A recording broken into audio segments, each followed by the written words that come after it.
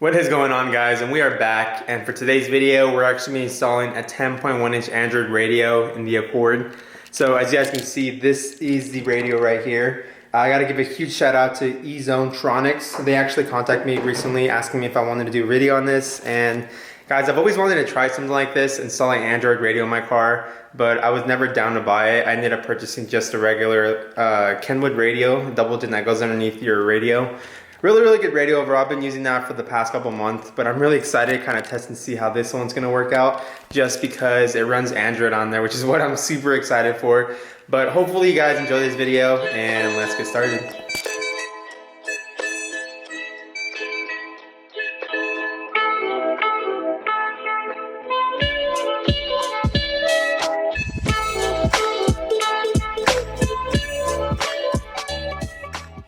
Alrighty guys, before we get started, so let me show you guys exactly what you'll be getting when you purchase the radio.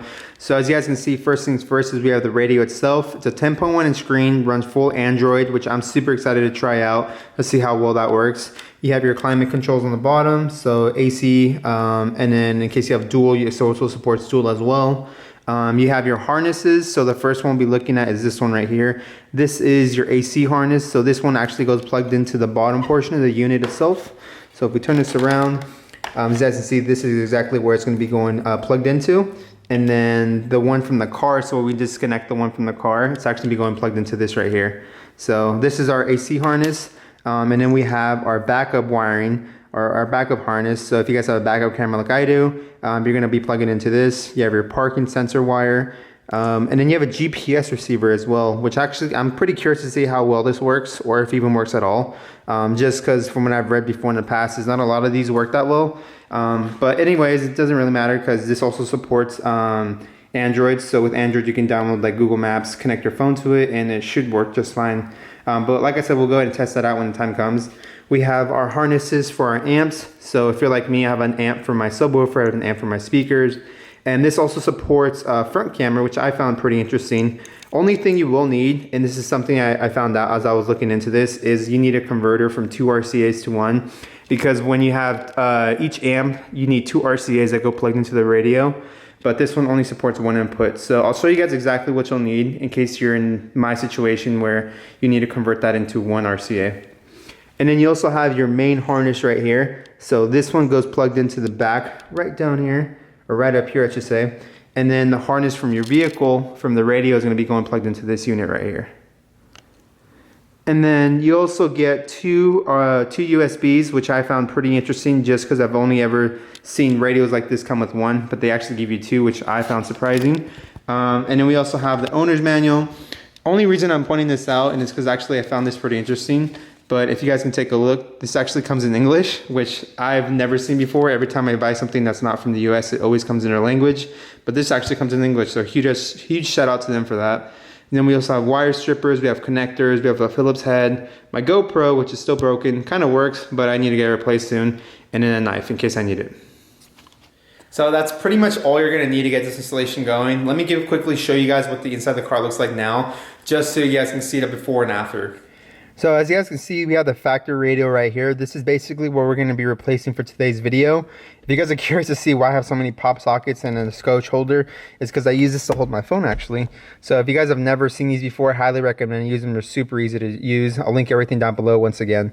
But as you guys can see, this is basically the current setup I have now. This is actually the aftermarket radio that I currently have in the car. It's a Kenwood. If you guys are interested in seeing how this installation went, make sure to check out the video as well. But onto the video itself now. If you guys have never taken this apart, it's super simple to do. This is basically held in by pressure clips. You can easily pop this off. Let's just show you guys. So as you can see, this entire piece pops off. And then once we pull this out, you got to open up this cubby hole, take off this part that says not an ashtray, pop that off. And inside you'll see 2 screws, unscrew that. This part comes out. And then there's 2 more screws that hold the cubby in, unscrew that. And then once you pop that out, you'll be able to take off this whole unit. This one's held in by a couple more screws that are on the very bottom. So if you take a look on the inside, you'll see, I think it's like 2 more screws on the inside. Unscrew that, and then this whole unit should be able to come out. This top portion, however, does not need to come out because these two are independent. So I don't necessarily think you should have to pull this part off. But if you want to, go for it. I'm going to leave it in. But I'll show you guys exactly how I'll do it. I'm actually going to be setting up a time-lapse video as well. So as you can see, I got some good lighting in here just so you guys can see exactly how the whole process goes along. Hopefully you guys enjoy it, and let's get started.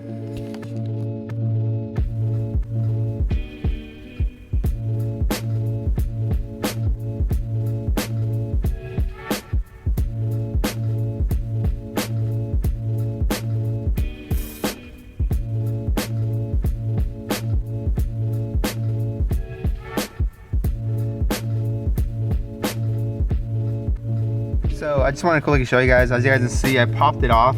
I didn't really necessarily have to pop this whole part out. I just need to pop this out, and then that can kind of just stay up there for now. And then as your wiring connections on the back, the way they look like, as you guys can see, this is a green AC wire we're going to be taking off. So I might actually need 2 hands for this. Nope, 1 hand. And then you have the main unit itself, which is this one right here.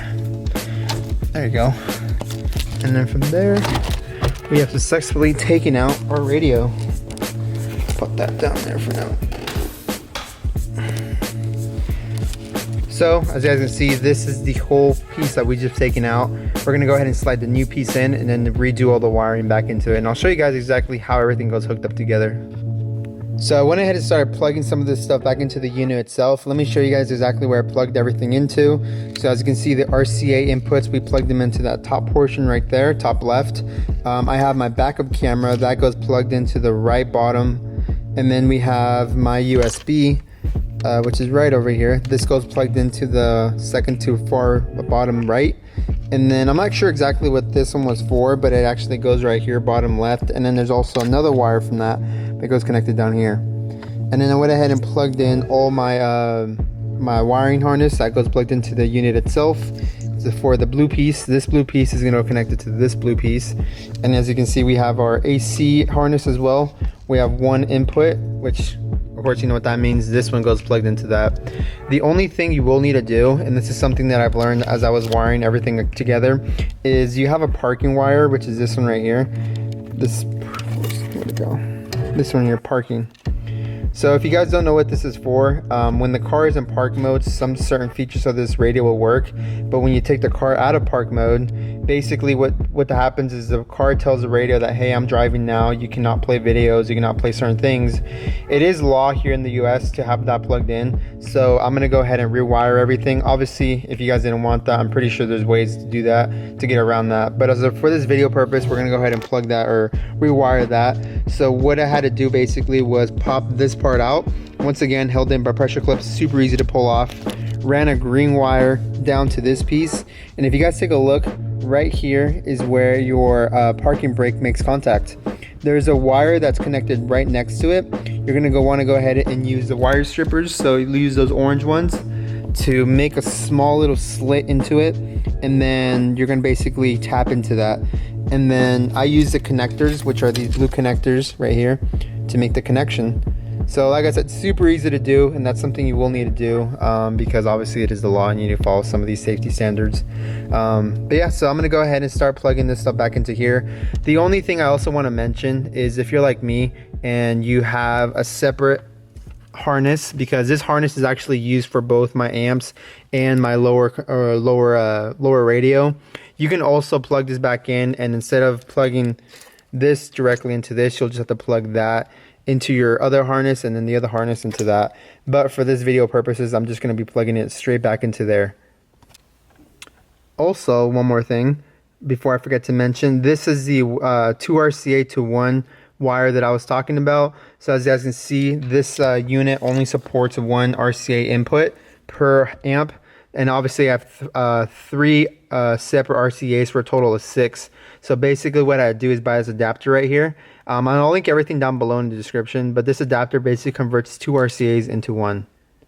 Alrighty guys, so when I unplugged everything else, so I'm going to go ahead and turn the car on, and we'll get our first impressions on how this radio looks like. So I'm super excited, like I said, because I've never used something with Android Auto, and I think it's gonna be really interesting to see how well it works. If it's smooth, if it lags, if it's maybe something that we can do on a daily basis, or are we better off just maybe going with another radio? But as you guys can see here, we have the Honda logo, which I think is a really cool feature, really cool thing to add it to it. We have the Android 10 popping up on here now, which I don't keep up with Android, so I don't know what the exact latest firmware of Android is, but I guess as we know now for a fact this is running Android. So I'm assuming because this is the first boot up, it does take a minute or two for it to finally load.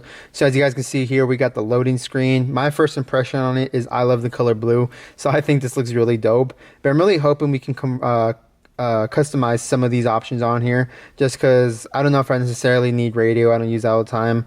I would like to see if we can add Spotify in here, because I believe Spotify is like an app that comes on here we can download at least. But overall, this is the initial screen setup. As you guys can see, down here we have navigation, music, radio.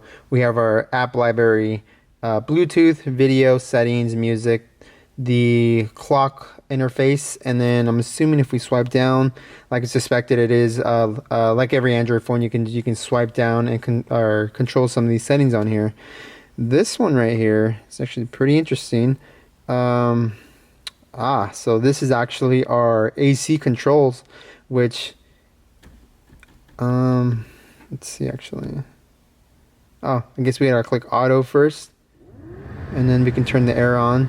We have AC, so obviously we want AC, and then the front defroster, rear defroster, dual if you have dual, and then cool thing is you can control it from these bottom portions that's down here as well. It looks like it just pulled me out of the menu, but I'm gonna go ahead and turn that off. So that's a plus. Making sure that always works out is something that I strongly need, because living in California gets hot. And the whole reason I installed the remote start is to make sure my AC is running by the time I get to my car. So having AC is super important. Let's go ahead and go through this library just so we can kind of see what the car comes, or what the stock radio comes with.